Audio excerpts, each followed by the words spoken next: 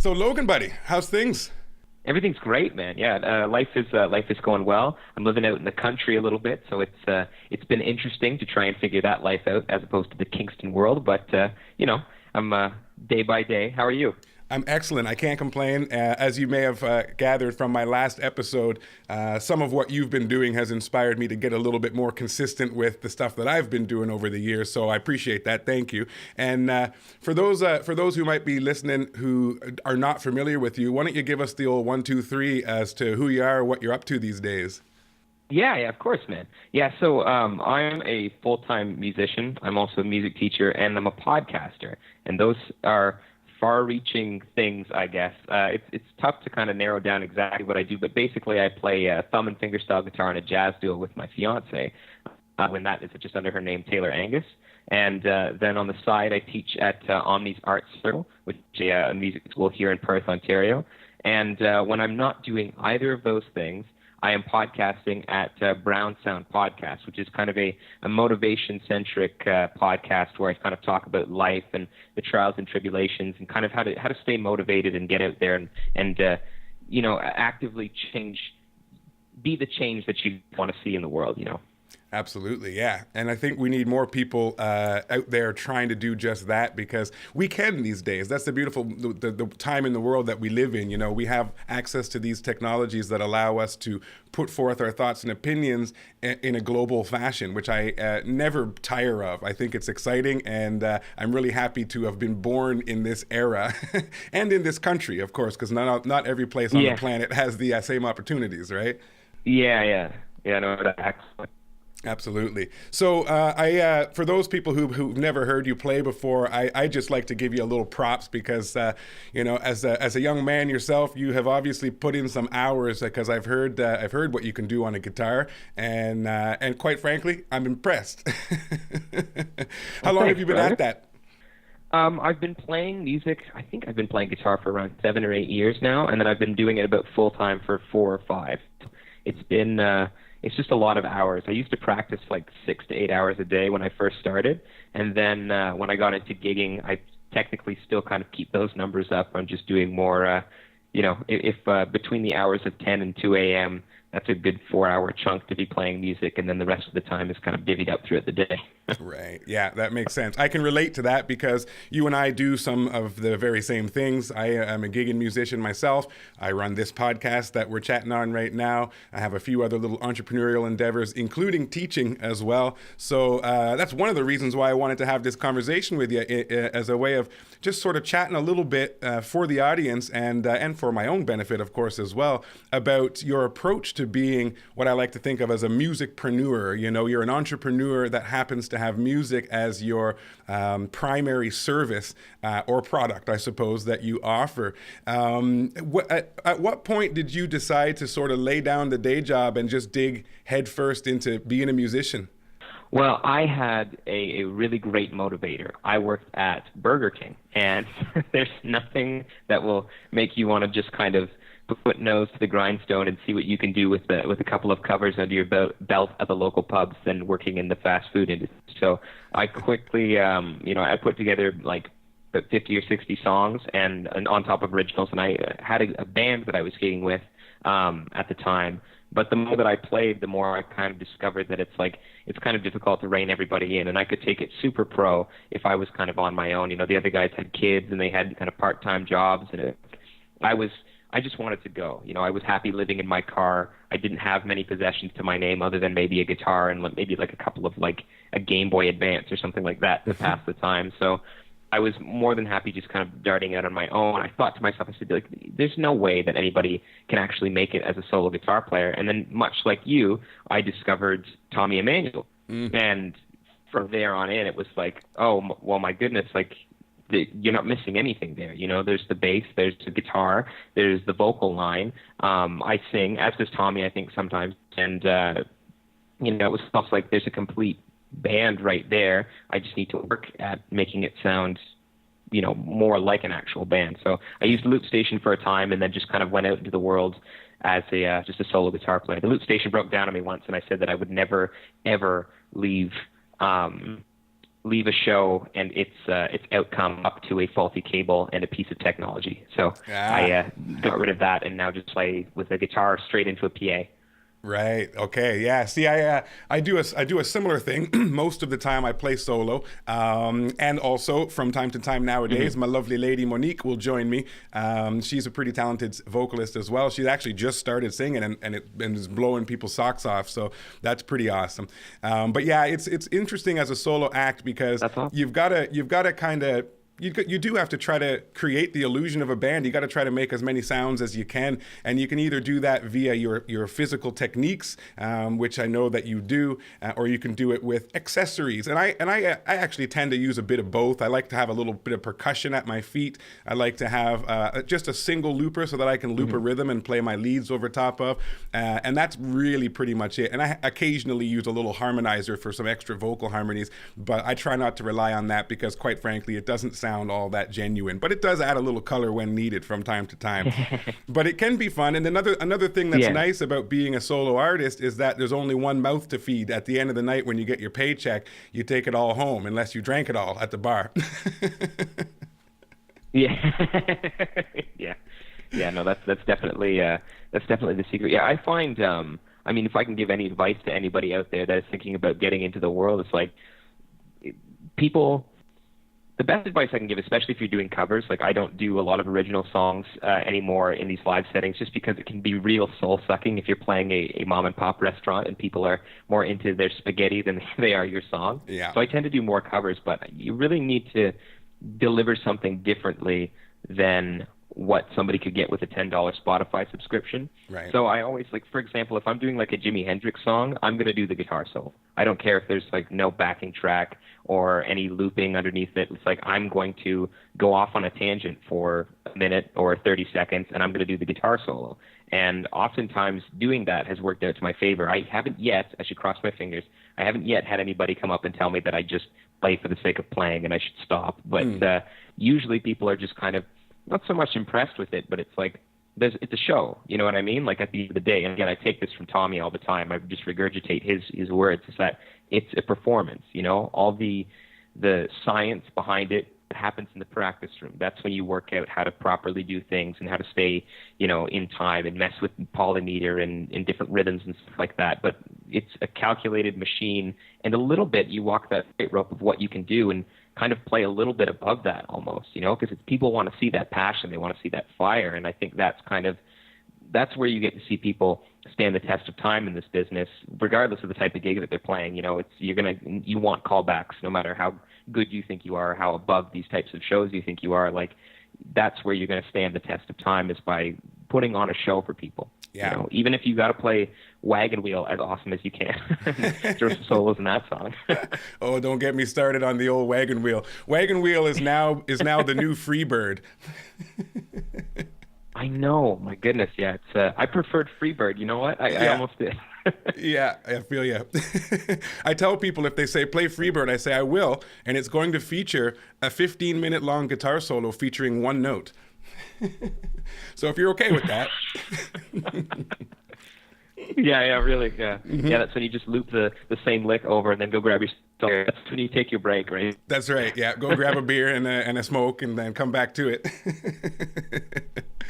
You bring up an interesting point that I think is worth revisiting, and that is, I know a lot of people who are sort of in what I call the DIY musician category, which is my people, right? There's a bit of a mix between people who are striving to become known for their original music, people who want to write and record and promote and grow a fan base around their original music, and then there, of course, is, as you've mentioned, there is the service of providing musical entertainment, which are not necessarily always the same thing. I mean, you were saying in a lot of the venues that you play, you're playing a lot of cover songs, mainly because that's what you're hired to do. You're hired to play some familiar music that gets people's toes tapping, gets them to order another pint or whatever. and they want to hear familiar songs. And so, of course, unless they're already a fan of yours, when you're playing your original songs, it may not leave the impact that your heart is really hoping for. And I was wondering, because you do the former style of playing, the cover gigs, but you also, with Taylor, do a lot of songwriting and some original music that you've produced. When you're playing with the Taylor Angus duo, are you playing a lot of covers as well in the sort of jazz genre or whatever, or are you doing primarily original music with that project? We used to do quite a few covers, and then Taylor actually got quite a bit of fatigue with the thing. It's not. I mean, this business really isn't cut out for anybody, or not for anybody. Sorry, for everybody. Right. Sometimes it isn't cut out for anybody. Yeah. So she developed quite a bit of fatigue when it came to. I mean, she's really emotional when it comes to her songwriting. Like, I don't think there's a single song that she has that is written in like from a different perspective. You know, of her songs, her personal experiences and looking for.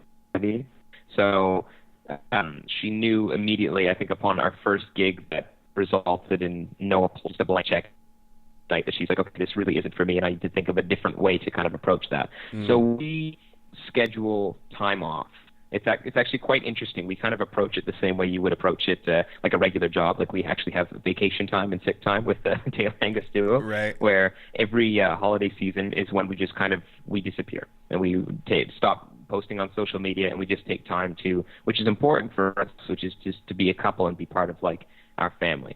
And then we kind of come back rejuvenated and able to write. And I'm getting into producing a little bit, so we're working on a new record right now. But I think when we come back to it, we're going to be playing sort of, you know, like the Ottawa Music Hall type of shows, places where you're going to have to pay like $10 and $20 for tickets to get in, and you know, people, there's an expectation that you're there to kind of listen, and there's going to be original music and stuff. But I mean, the internet is a great way to people that have never heard of you before, and you know, we're going to try and Yeah, you're breaking up a little bit. It's unfortunate the technology is failing us just a touch, but we'll get through this. But yeah, it's that's interesting to hear that you actually, you know, have sick days and vacation days from this musicpreneur experience. I actually never thought of that. I just figured, you know, if I'm sick, I'm sick, so be it. But that is kind of interesting, and it's a subject that I chat about a lot on this show, which is, you know, various different ways to monetize your hobby, I guess you could say, as a musician. And of course, you know, playing cover gigs, playing the bar scenes and whatnot is a great way to supplement your income. I do it as well. But you know, if you're trying to grow a fan base around your original music, it's an entirely different ball game, and that's really the point that I wanted to draw, you know, to the table, because it's a different strategic approach. It's a different job, essentially. And of course, what I like to think about sometimes is that, you know, my original music, which in my case it's few and far between. I don't necessarily refer to myself as a songwriter, although I have written songs. It's not the thing that I'm driven to do on a daily basis like some people are. So for me, it's more the job of providing the service of musical entertainment. And I would consider that, quote unquote, my day job, or as it were, my night job. And then, you know, anything that I'm doing surrounding my art is sort of my passion project that I would spend time on growing, writing, developing, growing a fan base, you know, doing the Instagram posts and all the social media and all that fun stuff. And then I support myself by my night job, I guess you could say, right? Of playing covers. And then also, I suppose, my day job of teaching mostly young people to, you know, to play their instruments better as well. And you put the two together, you put the three together, and you've got a way to pay your bills and to also pursue the passion project, which is to get your own creative expressions out into the world. Would you say you guys have a similar approach? Yeah, absolutely. Taylor actually, her hustle right now, as she's not playing any gigs for the time being, is she's very passionate about dog apparel. So she makes dog tutus on the side, and then I as well teach. I'm doing the majority of the pub gigs right now solo. But yeah, man, it's like I've always thought, and I didn't think about it until last year. We both experienced a little bit of some fatigue with the pub scene and just took a break for order. And I until then that it really dawned on me that follow your passion is like the crappiest advice in the world.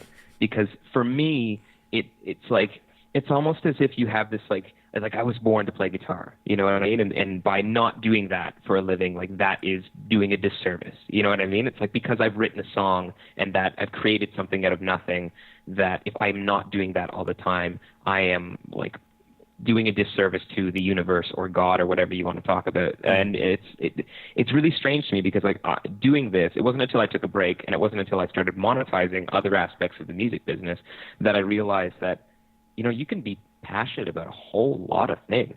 You know, like I didn't know until I started teaching that I was going to really love the crap out of teaching more than I do performing on a lot of time, you know, because you really do get that aha moment when you see that. That's better than crap.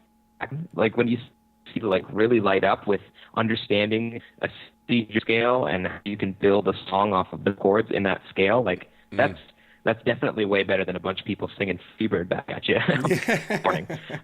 So yeah, man, like for me, it's always been a matter of I want to do the thing that makes me the most happy, and I can't be afraid to walk away from something that doesn't make me happy. You know, and there are tons of people that like I know tons of really successful musicians that have day jobs as like bank managers or restaurant owners and still have a really successful music career, but following their passion and trying to monetize passion has taken the soul right out of it for them. Therefore, they don't want to do it anymore. Yeah. You know, I mean, how many times do you talk to a former musician or bar musician, and they're like, yeah, you know, we were making good money, and then it became a job, so we stopped doing it. Right. Yeah. So that's kind of that's sort of just the way that I look at it. It's always got to be fun in some way. So as soon as it stops being fun, it's like, you know, I can make money by selling the excess clothes that I have from Christmas. You know, if I need an extra $1,000 that month, like there's a ton of Christmas video games that I'm not going to use that I can get rid of, right. You know, and shoes and apparel like that. But money is like, it's an enigma to a lot of people, but it's very easy to make enough money. It's make sure that you're doing something that you enjoy doing, or at least doing something that you hate the least of, that you can, and freeze it up enough of your time that you can do the thing that you're passionate about later on in the day. Yeah, absolutely. It's interesting. I've always lived my life that way, sometimes to my detriment. I know I spent a number of years working at a little music school in town called Millennium Music, and I had a blast working there, made some great relationships with a lot of the students, and it was a really enjoyable way for me to spend my time. And then, of course, as you probably know, being someone who teaches music as well, summertime can be a bit of a drag when everyone stops coming to their lessons and is going to the cottage and playing sports and this and that. And every summertime, I went further and further down into the hole, financially speaking. And, you know, I had to make a change, unfortunately, just to prevent myself from hitting rock bottom eventually. But yeah, I've always lived my life that way too. One of the problems I've suffered with, however, is that I'm passionate about a number of things. And so sometimes I get myself spread a little bit too thin, and, you know, and that you get this jack of all trades, master of none thing happening, where none of the pursuits are really creating the success that they're capable of creating because you're spread out with your concentration on a bunch of different things. And this is part of the reason why I hadn't released a podcast episode in like 8 months, because I have so many other plates that I'm spinning in the air and so forth. But nonetheless, I think ultimately speaking, if you can figure out a way to juggle, the numbers, the things that need to be paid attention to, the rent's got to get paid, the groceries got to get put in the fridge, those kind of things. If you can figure out a way to juggle all that and supplement with the things you're passionate about. And that's one of the things that, that's one of the main subjects on this show is, if you're a musician, what are some creative ideas that you can use to actually do music as a way of paying even just one bill? Just pay your cell phone bill with music. How are you going to go about doing that? Let's start there. And then if that takes off and you get into it, okay, well, now how can I pay my hydro bill as well, with this musical pursuit? And sometimes that means exploring a different option. Sometimes maybe put an ad in the paper and teach a few students. Maybe, book a gig at some place and play and perform a show, et cetera, et cetera.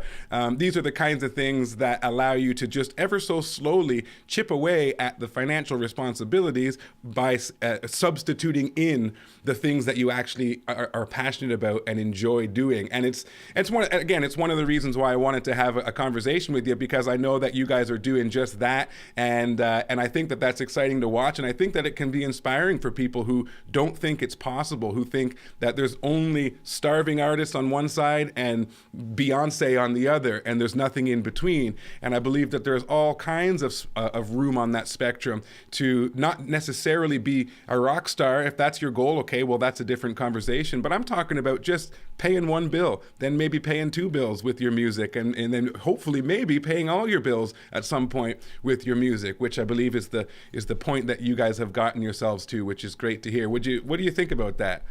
Yeah, no, I definitely agree, man. It's for me, it's just got to align with your values, Like I have 5 that I try to tick off, and as long as what I'm doing aligns with that, then that's kind of that sort of not so much becomes my mission, but it's like at least then I know that that's kind of something that I can pursue, and a passion that I can eventually cultivate. Because there's nothing wrong with a hobby still being a hobby. Like I used this example the other day in my podcast. I was talking about I'm really passionate about coffee. Like I like coffee more than the average bear likes coffee. I only have about 2 cups a day, but I really make sure that those are 2 great cups of coffee. Like I grind the beans myself. I put them in the French press. I wait after the water is boiled. I wait 10 minutes sometimes to make sure that it won't burn the beans. I stir the coffee, and then I very slowly pressurize the coffee, and then add to cup, and then I drink that coffee. Like that's a lot of work to go through with that coffee. Yeah. Sell that coffee that I've just worked that. You know what I mean? It's like it's really okay to be a musician that's really good at own photo, not then become a musician that's also a photographer. Like it's really okay to be really good at mixing your own record and then not open up a studio and start hiring yourself out to other people. There are 5 core values that I think every human being needs to make sure that they have time for. And this is kind of where we run into the issue, because like you said, I know exactly what you mean by the jack of all trades, master of none type thing. I get suckered into that all the time. Anytime I start to get even remotely competent at one thing, I'm like, okay, how can I make money off of this? And I think that as long as you are working on your relationship, whether it be with your family or a spouse or just the relationships with friends and etc., working on your contribution to your community, working on your passion, working on your health, and my goodness, I'm forgetting the last one, and I go about it all the time. But anyways, we'll take 4 for now until I can remember whatever the last one is. But as long as you're taking time to work on those things each day, and what you are choosing to monetize or what you're choosing to dedicate as your mission isn't taking away from any of that, do what you want, just put the hustle in, and it's all gonna come to fruition. Yeah, it really boils down to a certain joie de vie, as cheesy as it may sound, it's the pursuit of happiness. I mean, that's a phrase that's been bandied about for generations, right? And that to the point where it's become a cliche. But I think ultimately that is really the way to live life, in my humble opinion. I know we're getting a little philosophical here, but I'm okay with that. It's like if you are going to spend 40 hours a week for 65 years doing something for somebody else that has, really that doesn't fire you up at all, in the hopes that when you're 65 you can finally kick back and do something you enjoy. I mean, I suppose that's one approach, and it's the culturally acceptable one, but what kind of quality of life does that leave you with, And so I've always approached it that way. If I've got a smile on my face and I've got beautiful people around me that I love and care about, then mission accomplished. Everything else from that that point onward is gravy. However, having said that, we do live in a capitalist Western society, so there are certain things that sort of have to be dealt with if you want to have certain creature comforts, like, you know, a home and stuff like that, right? So you know, you've got to sort of constantly be balancing a little bit, you know, in terms of how do I afford the lifestyle that is comfortable for myself and my family, while at the same time continuing to live this joie de vivre lifestyle that I think is ultimately more important, right? However, I mean, we're Canadian, so I don't want to be homeless in the wintertime, that's for certain. So there's certain accommodations that I have to make, and sometimes that requires doing something for a short period of time that is purely for the purpose of putting a few bucks in the bank so that some bills can get taken care of. And that's okay, you know, that has to happen. Yeah. But like again, one of the reasons why I wanted to chat with you today is that is what I'm really hoping to get across to the people listening is that there is a possibility there is a middle path, I guess is what I'm saying. It is possible to use the things that you are passionate about, that you want to spend your time doing anyway, and to just figure out a couple of different ways that you can monetize a little bit here and a little bit there, so that your financial needs are taken care of and you can have a reasonably healthy lifestyle alongside it. And I believe that's what you guys are doing, and it's, like I said earlier, it's impressive to watch, and it's a little bit inspiring too, and that's the reason why I wanted to chat with you today, and hopefully people are getting a little something out of this. But if you were to give some advice to somebody who maybe they've been a couch player, a living room musician for years and years and years, and they've always thought about maybe getting out and you know, like making some money doing it, but never had the courage to step out into that world, what are some things that you might advise a person in that position? I guess, you know what? I would say the best thing you can do for yourself, if you've been a couch player and have always thought to yourself, you know, like, I don't know if I could do it. I'm pretty good at playing the guitar. I'm pretty good at singing, but it's not something that, I don't know if I could make a go at it. I don't know if I could. It's like, you know what? You're right. You could be right. All right. What if you fail? What if you end up with your guitar as the only thing you have to your name, and you end up in swirling amounts of debt, and you are running, you're racking up credit cards on effects pedals, and you owe rent at the end of the month, and they're going to cut your power off. Cool. But what if you succeed? What if you lead a life of meaning, and what if you end up earning $1,500 a month as a musician, and then $2,500 a month as a musician, and then $2,500 plus $500 a month as a musician and a teacher, and then $2,500 plus $500 plus another $1,000 as a teacher and engineer and somebody who teaches engineering, and you're a musician on the side. At some point in your life, you're going to be 101 years old, surrounded by other people that are also 101 years old. And one of you is going to be heavy with hundreds of regrets, and one of you is going to be light as a feather. So you just have to choose which path you're going to take. Yeah. Amen. Hallelujah. Yeah, absolutely. and there is, of course, there's an element of risk in anything that you do. And I think this is a point that a lot of people miss, and that is even getting a job and working for some company has a degree of risk. There's not necessarily any stability in that. That's any more likely. In fact, it might be arguable that there's more stability and job security, I guess you could call it, in your entrepreneurial path, because you are in full control of it. If the company that you're working for decides to downsize one day, hey, then so be it. Now you're in the same position that you would have been had you begun pursuing your passions as a career path, right? And I think that's a point that a lot of people gloss over. There's not necessarily job security in any job. I mean, think about what's going on here in my neighborhood. I'm out in Oshawa. Well, I'm in Bowmanville, but in Oshawa, I'm sure you've heard that the General Motors factory is making some big changes, and that's causing a lot of people who have been 20, 30 year, or more GM employees to all of a sudden question if they're going to have a job next year. These are the kinds of things that can happen and do happen. And so I figure, you know what, take the bull by the horns and have full control over my own financial security. It might mean that there's more decisions that I have to make on my own and more effort that I have to put in, because I don't have a boss that does a bunch of stuff over there and just says, okay, go do that for 8 hours. I got to come up with those things. Takes a degree of self-discipline. I got to get up in the morning and start my workday without anybody holding me accountable. So there's a little bit of self-discipline that needs to be developed. But these are all things that are going to make a person a better human being anyhow. So, why not pursue those is I guess the point that I'm trying to make.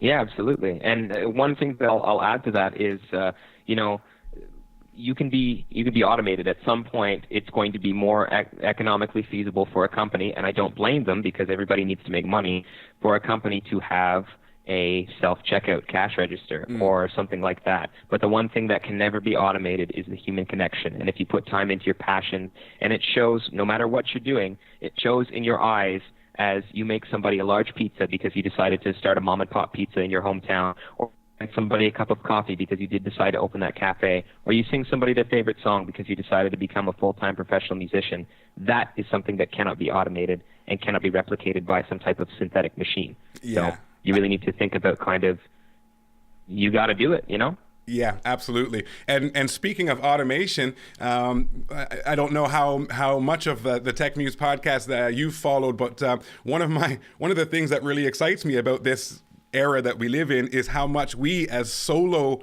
entrepreneurs can use technological automation to actually create the illusion that we have a staff working for us. I don't know how much automation you guys get into in your business, but I mean, automated communication channels, automated email follow-up sequences that help me to develop relationships and rapport with the people who express an interest in me. These kinds of things I use heavily, and I teach over at the Techmuze Academy in a course called the Artist Promotion Blueprint, how to set up a lot of the automation so that your marketing process doesn't become a full-time job that needs a staff of people. That it can be something that you can do on the side as a part of your daily job routine, and then allowing the technology to actually really assist in that. And that's something that, of course, if people who are listening are interested, just head on over to techmuseacademy.com. I got a free course over there that people can check out. It's a little video series that I talk about how to build a marketing system. It looks like, I guess, my laptop cable just died. So you see how quickly Neil was able to put on mobile Skype? Yeah, and actually this connection looks a whole lot better. Oh, there you go. All right. So I don't remember what we were just talking about before we lost the connection there. I think we were talking about the Techmuze Academy and how it's you've been able to develop that automated response thing. Oh, yes. Yeah. And as some people have heard me talk about on a number of occasions, automation is it gets me excited. I love that stuff, because I am trying to do as much as I can do on my own without having to hire somebody, you know what I mean? So if I can automate a number of processes, then obviously I'm going to take advantage of those opportunities. And it's beautiful what we can do these days. It's something I talk about all the time. But so I got to. I was just looking at the time, and I realized I have to go and pick up my daughter from school very shortly. And I also want to be a bit respectful of your time as well. So I figure we'll start wrapping things up in a little bit here. But before we get to that, is there anything that you got going on right now that you want to plug a little bit? Because I always like to give a little opportunity for that if people are interested. Yeah, absolutely. Yeah, if you want to just kind of follow my journey and everything as a podcaster, and kind of as I'm trying to help people grow both as musicians and as individuals, then you can go to brownsoundpodcast.com. I didn't realize until I named it what Brown Sound is very similar to, if you are familiar with that single episode of South Park where they mention the brown note. Right. But I promise it's got nothing to do with that. It's just brownsoundpodcast.com. And I'm also teaching online lessons on a subscription basis, where it's better for people that are intermediate. They have a little bit of a grasp on kind of the proper amount of pressure to apply to a fretboard, but you can go to brownsoundlessons.com and sign up for little tidbits. So it isn't necessarily something that to replace in-person guitar teaching, but more to coincide with it. It's kind of like, I like to think of it as YouTube lessons that are definitely way more focused than lick number 1 of the blues scale, lick number 4 of the blues scale, and so on and so forth. Right. I've been following that actually a little bit, and I think it's an interesting idea. And I believe I don't believe I know of anyone else who's using that particular model when it comes to teaching. I mean, I teach traditional lessons, half-hour sessions like everybody else does. I also do it via Skype online as well. But yeah, you have an interesting. It's like customized video lessons, if I understand you correctly. Is that how you do it?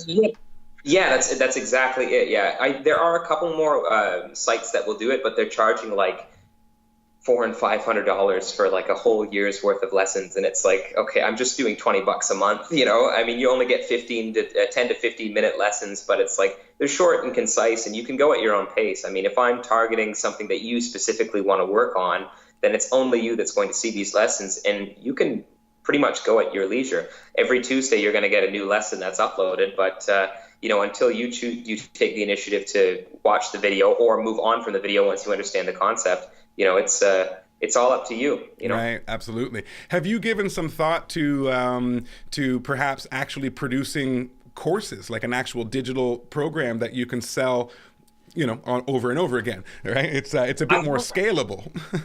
Yeah, I have actually, because I would like to kind of automate, I guess, in a sense, speaking my language, the lessons and everything. And it's like, I know so many fantastic musicians that I would love to get into a studio for, a couple of hours and just shoot a whole lesson series on.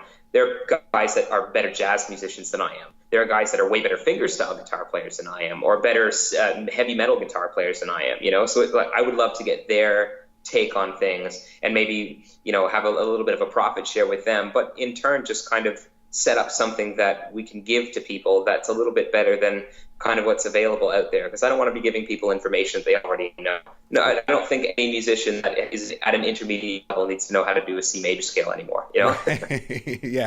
Been there, done that. But again, of course, there is. It all depends on what part of the audience you want to target, because there are many people who've never learned a major scale yet, and so they need some information as well. However, there's a lot of stuff you can find for free. Interestingly enough, on that topic, there's a lot of even advanced stuff you can find for free on YouTube and places similar. But I've learned from my own experience with the Techmuze Academy that there is a certain value that people find in having a nicely organized, well-presented package of information that's in one spot, that's in one voice in terms of the educator, right? That is a voice hopefully they resonate with and enjoy and can learn easily from. And people will pay for that. Are you familiar with Pat Flynn from Smart Passive Income?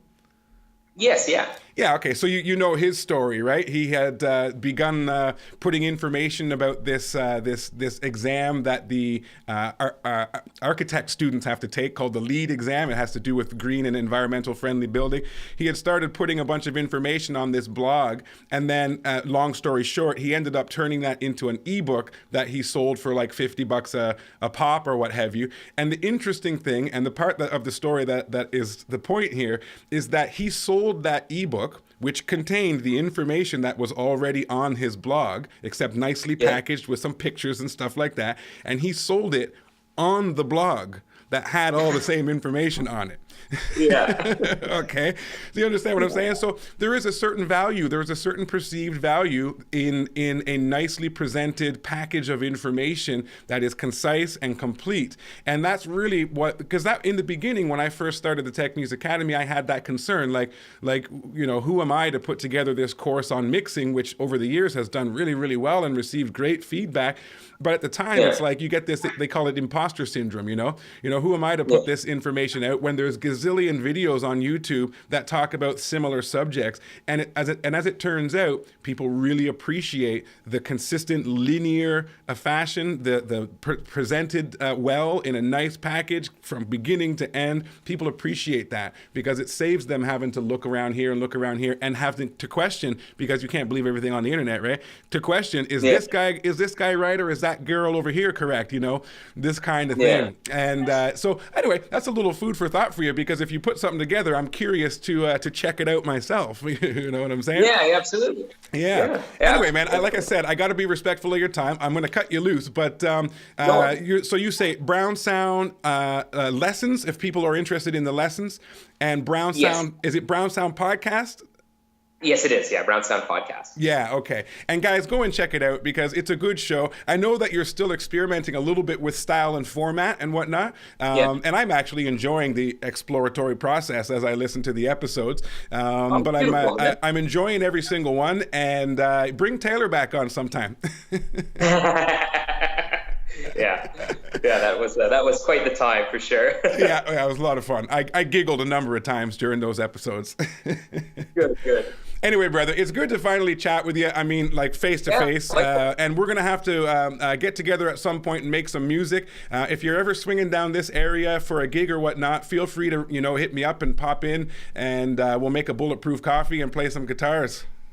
Yeah, absolutely, brother. Absolutely. All right, man. Keep in touch, and everyone go check out Brown Sound Podcast. You won't be disappointed. Logan, thanks for your time, brother, and we'll talk again soon. Hey, right back at you, man. Thank you. All right.